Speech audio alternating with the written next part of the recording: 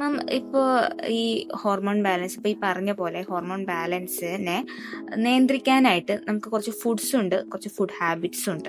അപ്പോൾ അതിപ്പോൾ ഈ പറഞ്ഞ പോലെ തന്നെ ഉള്ള ഫുഡ്സും ഫുഡ് ഹാബിറ്റ്സും.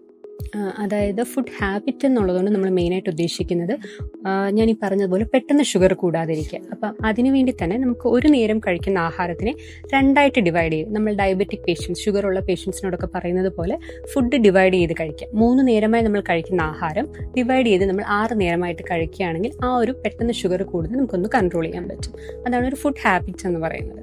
ലൈഫ് സ്റ്റൈൽ ഹാബിറ്റ് എന്ന് പറയുന്നത് നമ്മൾ പ്രോപ്പറായിട്ട് ഉറങ്ങുക, നന്നായിട്ട് വെള്ളം കുടിക്കുക, സ്ട്രെസ് മാനേജ്മെന്റിന് വേണ്ടിയിട്ട് ഇപ്പം യോഗ, മെഡിറ്റേഷൻ ഏതാണോ നമുക്ക് എളുപ്പമായിട്ടുള്ളത് അത് ചെയ്യുക. എക്സസൈസ് എന്ന് പറയുമ്പോൾ സ്ട്രെങ്തനിങ് എക്സസൈസും ഉണ്ട്, എയറോബിക് എക്സസൈസ്. എല്ലാ ദിവസവും മിനിമം ഒരു 30 മിനിറ്റെങ്കിലും നടക്കുക. അതല്ലെങ്കിൽ ഇപ്പോൾ ഓടാൻ പോകുന്നവരാണെങ്കിൽ അങ്ങനെ ചെയ്യുക. സൈക്ലിംഗ്, സ്വിമ്മിങ്, അതെല്ലാം നല്ലതാണ്. ഇനി ഫുഡ്സിന്റെ കാര്യത്തിൽ പറയുകയാണെങ്കിൽ മെയിനായിട്ട് നമ്മൾ പറയുന്നത് ഇലക്കറികൾ, ചീര, മുരിങ്ങയില പോലെ നമ്മുടെ നാട്ടിൽ സുലഭമായി കിട്ടുന്ന പച്ചക്കറികളൊക്കെ കഴിക്കുക. പിന്നുള്ളത് ഒമേഗ 3 കൂടുതലായിട്ടുള്ള food items. Omega 3 fatty acid കൂടുതലുള്ള ഫുഡുകളാണ് നമ്മുടെ ചെറിയ മീനുകൾ, നെത്തോലി, ചാള പോലത്തെ മീനുകളൊക്കെ.